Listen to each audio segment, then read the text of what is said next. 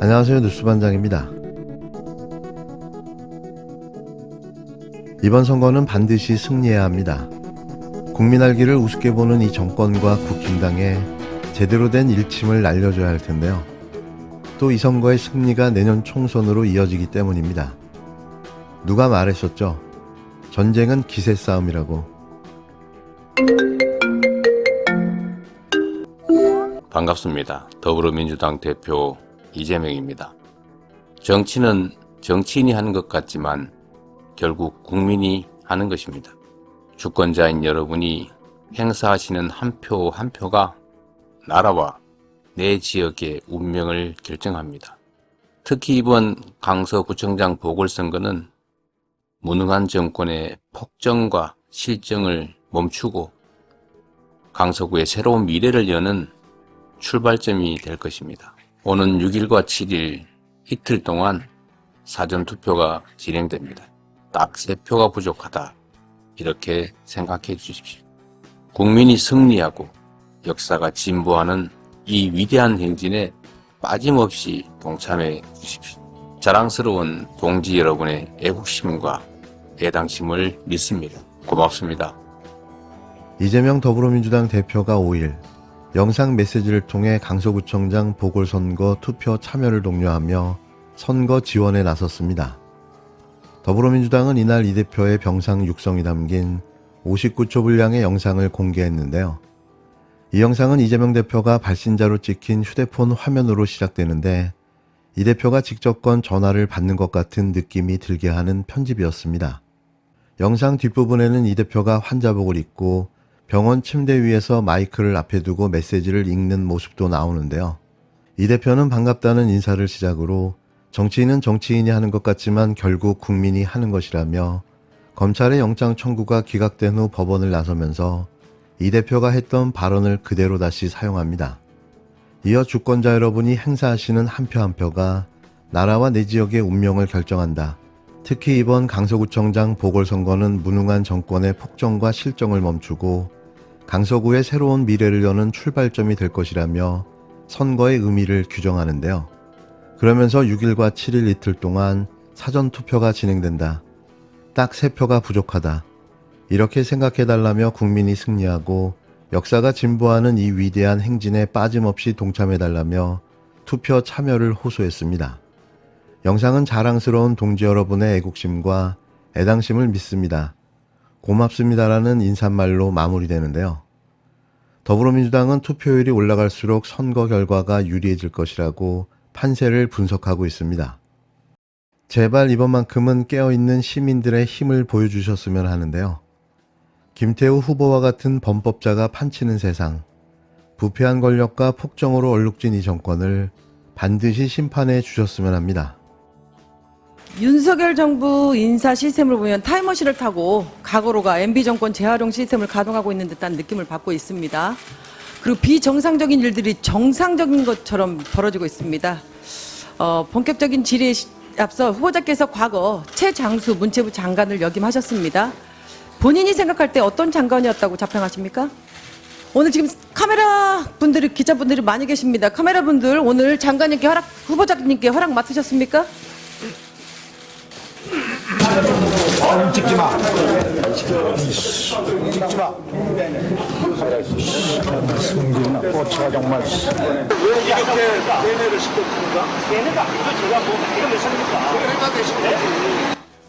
네, 영상처럼 과거 유인천 장관 하면 떠오르는 기억은 MB정부 문화예술계 블랙리스트 실행자, 이념 프레임을 통한 문학의 인사 찍어내기, 욕설을 통한 국회 모욕 등 손으로 꼽기에도 부족할 정도입니다. 현장의 목소리는 어땠는지 한번 들어보시겠습니다.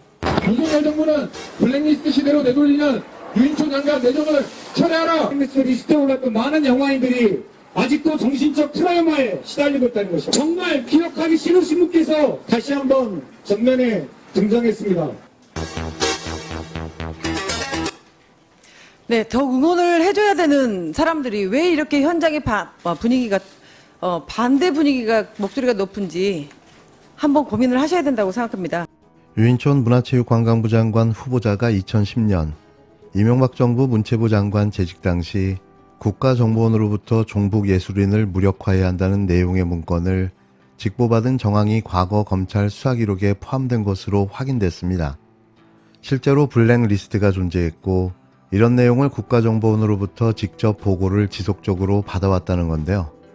유 후보자는 MB정권 청와대가 작성한 문화권력 균형화 전략과 국정원이 작성한 문화연예계 정부 비판 세력 82명단 등 다수의 문건이 꾸준히 공개됐음에도 블랙리스트는 없었다고 주장하고 있습니다. 2017년부터 2018년까지의 수사기록에 작성된 문건으로 그 내용을 살펴보면 서울중앙지검은 MB정부 국정원이 유인촌 문체부에 보낸 것으로 추정되는 예술계 종북 세력의 반정부 정치활동 무력화 문건을 확보했던 것으로 파악됐는데요. 검찰 수사기록상 생산 날짜가 적시되어 있지 않은 이 문건은 유 후보자가 장관일 때인 2010년 하반기 국정원 국익전략실에서 근무하던 직원이 작성한 문건이었습니다. 유 후보자는 2008년 2월부터 2011년 1월까지 3년간 문체부 장관으로 재직했는데요. 해당 문건은 MB정부에서 비판적 목소리를 내는 문화예술인들에 대한 제압 계획이 담겨 있었습니다. 제압, 말 그대로 위력이나 카리스마 등 어떤 힘을 통해 억누르고 통제하는 것을 뜻하는 한자어인데요. 문건에는 제압이라는 단어가 선명하게 적시되어 있었습니다. 문건 상단에는 최근 연예계 문화예술계 종북인물들이 2012년 정치 일정, 즉 대선을 겨냥해 새 결집을 꾀하면서 정부 비판 활동을 획책하고 있어 면밀 대처 필요라고 적혀 있었는데요. 문건에는 문성근, 윤도현, 명계남, 이회수 등 일부 문화예술인을 언급하면서 정권 교체를 내세우며 야권 통합, 정권 비판 선동 노골화라고 적시했습니다. 이 문건은 문체부 역할에 대한 제언도 있었는데요. 문건에는 문화예술 종북인물들의 반정부 활동 방치 시 사회 전반에 좌경화 등 심대한 악영향이 우려되므로 선제적이고 치밀한 대처로 제압해야 한다고 나와 있었습니다. 이어 문화부는 작가회의, 민해총내 온건 좌파 인물에 대해서는 끌어안기 등 수나 방한 강구, 포용 가능한 종북 예술인들을 선별, 정부 지원 사업 대상에 포함시키는 등 전략적 우구나 추진이라고 쓰여 있었는데요. 군사작전 계획서를 방불케 하는 이 문건은 실로 충격적이었습니다. 당시 검찰은 국정원이 해당 문건을 문체부 장관에게 직보했다는 취지의 진술을 확보했는데요. 수사 기록을 보면 검찰은 2010년 7월부터 12월까지 국정원 국익전략실 사회팀 문화체육예술분석관으로 근무한 A씨에게 당시 검찰은 국정원이 해당 문건을 문체부 장관에게 직보했다는 취지의 진술을 확보했는데요. 수사 기록을 보면 검찰은 2010년 7월부터 12월까지 국정원 국익전략실 사회팀 문화체육예술분석관으로 근무한 A씨에게 이 문건 상단의 제안, 대회기간 중요보고에 반영 예정이라고 표시한 것에 대해 어떤 의미인가라고 물었습니다. A씨는 검찰의 제안 문서는 문체부 담당 IO, 즉 정보원이 친전 형태로 장관 비서에게 국정원장 명의로 직접 전달하는 문서라고 진술했습니다.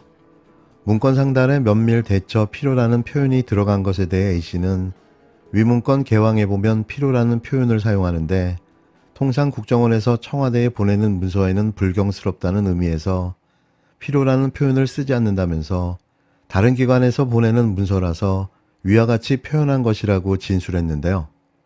서울중앙지검의 국정원 블랙리스트 수사 당시 서울중앙지검장은 현직 대통령인 윤석열이었습니다. 이런 내용을 다 알고도 유 후보자를 내정한 거죠. 한번 해본 놈이 더 잘할 거라는 기대감 때문이었을까요? 유 후보자는 지난 3일 국회에 제출한 서면 답변에서 이명박 정부에서는 블랙리스트가 없었기 때문에 별도의 수사나 조사가 불필요하다고 주장했는데요. 청문회가 진행되는 오늘 유 후보자는 앵무새같이 같은 말만 반복하고 있습니다. 후보자 본인이 문화예술인들에게는 블랙리스트와 다름없기 때문입니다. 유인촌 지금 후보자가 장관 시절에 어떤 것도 하지 않았다면 이 예술인들이 이렇게까지 반대할 리는 없지 않습니까? 그렇지 않겠습니까? 자, 후보자는 인사청문회 준비단이 있는 임시사무실로 첫 출근하던 날에 장관 재임 시절 블랙리스트 의혹에 대해서 예술계와 대립적인 관계는 있었지만 그런 적은 없었다라고 말했는데 좀 헷갈립니다. 대립적인 관계는 어떤 의미로 한 말인가요? 그 부분은 뭐 미화할 수는 있지만 실제로 그렇게 배제하거나 뭐 그런 리스트가 작성돼서 그런 적은 없다는 얘기입니다. 정책과 지원은 바뀔 수 있죠. 그것으로 문체부 장관을 후보자를 이토록 반대하는 성명, 검찰에 가야 한다라고까지 이야기할 리는 없을 겁니다. 후보자는 블랙리스트 사건이 자행했던 시절 문체부 장관을 했었고 또 이후 현장 예술인으로 지속적인 활동을 했습니다. 그 누구보다도 잘 알고 있으리라고 생각이 됩니다만 이 블랙리스트 사건은 그리고 그 의미는 특정 사상이나 정치적 의견이나 생각에 따라 검열 사찰 통제 또 차별 배제 등과 같은 행위를 뜻한다는 건 아시죠? 네, 알고 있습니다. 아시죠? 그런 측면에서 볼 때 그 후보자는 과거 장관 재직 당시에 문화계 인사 좌파 찍어내기를 그 누구보다 사실 성실히 했습니다. 인정하지 않겠지만요. 문체부가 실시한 문화예술계 블랙리스트 진상조사에 따르면 후보자가 장관으로 재직 당시에 강압적으로 퇴출된 문체부 산하 기관장이 20명이 넘습니다. 알고 계십니까?